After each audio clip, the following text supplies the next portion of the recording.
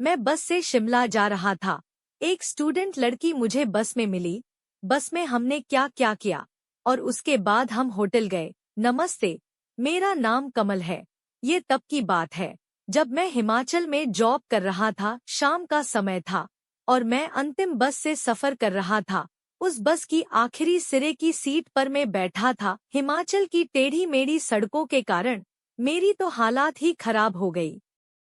थोड़ी दूर ही बस चली होगी कि वो मेरी तितली अपने पापा के साथ बस में चढ़ गई। जो 2 वाली सीट होती है, वो वहां पर अपने पापा के साथ बैठ गई। मैं बस अपनी किस्मत को कोसते हुए उसे देख रहा था।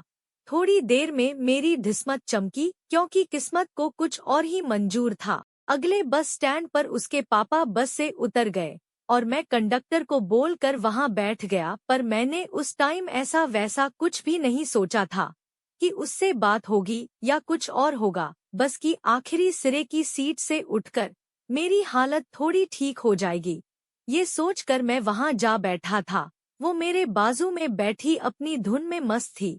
कुछ टाइम के लिए अपने कानों में ईयरफोन लगाकर वो गाने सुनती रही। बाद में उसे नींद आने लगी तो वो बार बार मेरी तरफ झुक सी जाती।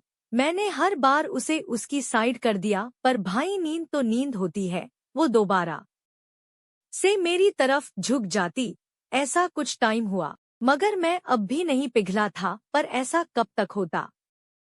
आखिर मैं भी तो इंसान ही हूँ। कितना सब्र करता।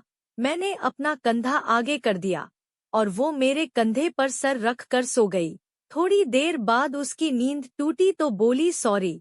मैंने बोला, कोई बात नहीं, आप आराम से सो जाओ। मगर वो फिर नहीं सोई। पर ये भी कुछ ही देर चला होगा। बस का सफर लंबा था और रात का टाइम था, तो कोई आधा घंटे बाद उसे दोबारा नींद आने लगी। मैंने उसे कंधे पर दोबारा सुला लिया। कुछ देर बाद बस आगे ढाबे पर खाना खाने के लिए रुकी, तो मैंने उसे उठाया कि खाना खा लो। वो मेरी तरफ देखकर बोली, हाँ मुझे भूख लग रही है, चलो चलते हैं। मैं उसे लेकर बस से नीचे आ गया। हम दोनों ने साथ में खाना खाया और वापस आकर बस में बैठ गए। अब हमारी कुछ देर बातें होती रहीं।